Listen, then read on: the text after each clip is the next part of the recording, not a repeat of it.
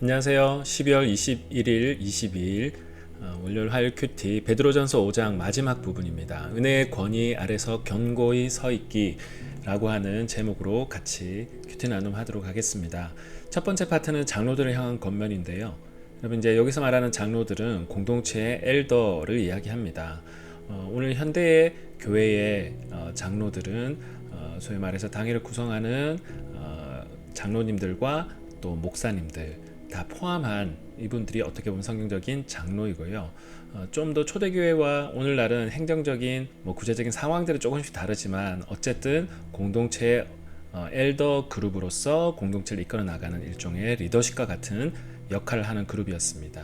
근데 그들에게 양떼를 치되 억지로 하지 말라, 하나님의 뜻을 따라 자진해서 하라고 이야기하고 있습니다.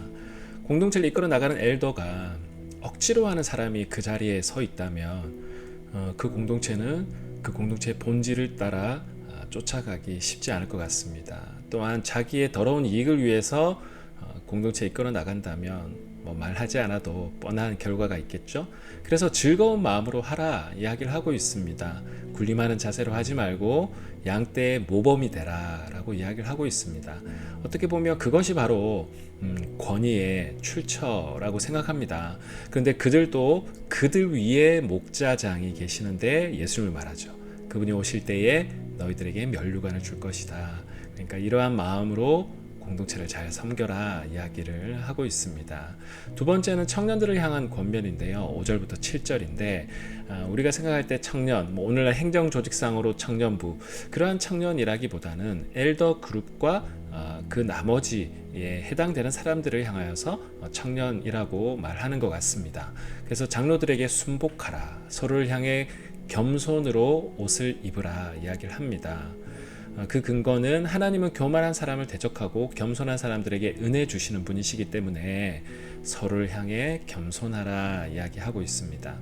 그러니까 겸손의 근거는 하나님의 능력의 손, 하나님의 권위 아래에 있기 때문에 서로를 향하여서 겸손할 수 있다라고 이야기하는 것 같습니다. 그리고 하나님이 높이실 것이니까 스스로 너희가 높아지려고 그렇게 쓰지 말라라고 권면하고 있습니다.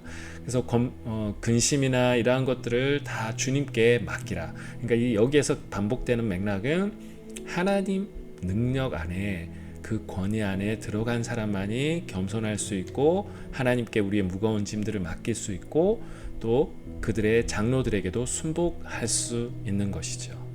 사람이 아니라 하나님께 우리가 하나님의 권위 아래에 있기 때문에 이러한 모습들이 일어날 수 있다고 생각합니다. 잠시 우리가 권위에 대해서 좀 생각해 보았으면 좋겠는데, 권위라는 단어는 헬라어로 엑수시아라고 하는 뜻인데, 엑수라고 하면 뭐로부터 나온다라고 하는 것이고, 시아라고 하면 본질이라는 뜻입니다. 본질에서 나온다는 뜻이죠. 여러분, 근데 권위라고 하면 오늘 탈권위주의를 지향하는 이 시대에 권위는 없애야 할 악과 같은 것으로 때로는 착각하면서 그 권위를 생각하는 사람이 있는 것 같아요. 여러분, 그러나 여러분 한번 생각해 보십시오. 역사 이래 권위라는 것이 없었던 적이 없고, 또 여러분도 잘 생각해 보면 이 권위 아래서 여러분의 인생이 하나씩 세워졌다라는 것을 부인할 수 없습니다. 권위주의는 문제지만 권위 자체는 굉장히 우리의 존재를 견고하게 붙들어주는 엄청나게 중요한 부분입니다. 그래서 우리는 이렇게 질문해야 되죠. 권위는 어디에서 오는가? 라고 질문해야 된다고 생각합니다. 우리가 여기서 많은 것을 이야기할 수 없지만 진리와 사랑과 성품에서 나오는 이 권위, 예수 그리스도의 삶을 보면 권위가 어디로부터 나오는지, 그의 삶 자체가 본질인 진리, 하나님으로부터 왔기 때문에 그의 삶 자체가 권위가 되는 삶이죠. 그래서 십자가는 어떻게 보면 실패처럼 보이지만 오히려 하나님을 믿는 사람들에게는 그 올바른 권위의 출처가 되는 것입니다. 예수 그리스도는 오히려 자기를 내어줌으로써 세상 사람들을 통치하고 진리로 통치하는 참된 권위자가 될 수 있었던 것 같습니다. 또 기회가 된다면 다음번에 권위에 대해서 좀 더 많이 나눴으면 좋겠고요. 오늘 8절부터 11절 보면 깨어있고 견고히 서 있어라고 마지막에 계속해서 권면하고 있습니다. 왜냐하면 마귀가 우는 사자처럼 산길자를 살피기 때문이죠. 그래서 오히려 믿음 안에서 그 마귀를 대적하라 이야기를 하고 있습니다.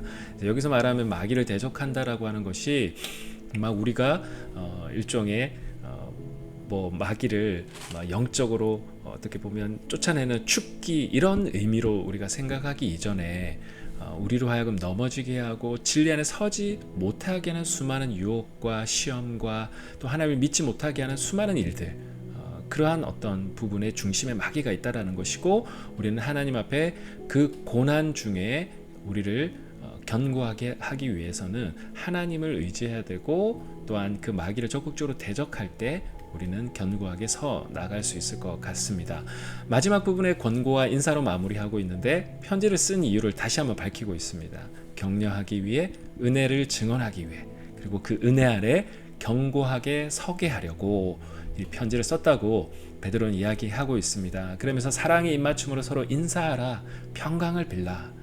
여러분, 어떻게 보면 우리도 교회 공동체의 형제 자매들과 만나고 또 교제하고 했는데, 결국 마지막에 우리는 어떻게 어떤 사인을 서로에게 줄 수 있을까요? 서로 허그하기도 하고, 서로 사랑으로 격려하고 인사하고 또 평강을 비는, 그게 형식적일 수도 있지만 그 마음을 가지고 서로의 만남의 시작과 마무리를 한다면 우리가 무엇을 지향하는 모임이고, 교회는 누구이고 무엇이고, 또 우리의 만남 가운데 하나님이 원하시는 것이 무엇일지 서로 안에 또 잊고 지낼 때 확인할 수 있는 계기가 될 수 있을 것 같다라고 생각합니다. 두 가지를 묵상했으면 좋겠는데요. 공동체의 리더십들은 어떤 모범을 보여야 할지 묵상해보자. 또한 리더십들을 향하여 우리는 어떤 마음을 가지고 그들을 대하고 있는지 한번 묵상해보고, 권위는 어디로부터 오는가를 좀 생각하면서 첫 번째 묵상을 해봤으면 좋겠고요. 두 번째 묵상은 편지를 쓴 이유를 마지막 부분에 우리가 보았는데요. 그것을 한번 묵상해 보면서 오늘 우리가 누군가에게 이런 편지처럼 격려하고 견고히 세우는 삶을 우리가 적용해야 되는 영역들은 어디에 있을까? 그리고 구체적으로 내가 지금 구체적으로 할 수 있는 실천은 무엇일까? 오늘 하나님께서 우리의 마음 가운데 떠오르게 하는 사람, 또 공간, 그러한 이슈들 있다면 구체적으로 나는 무엇을 할 수 있을까?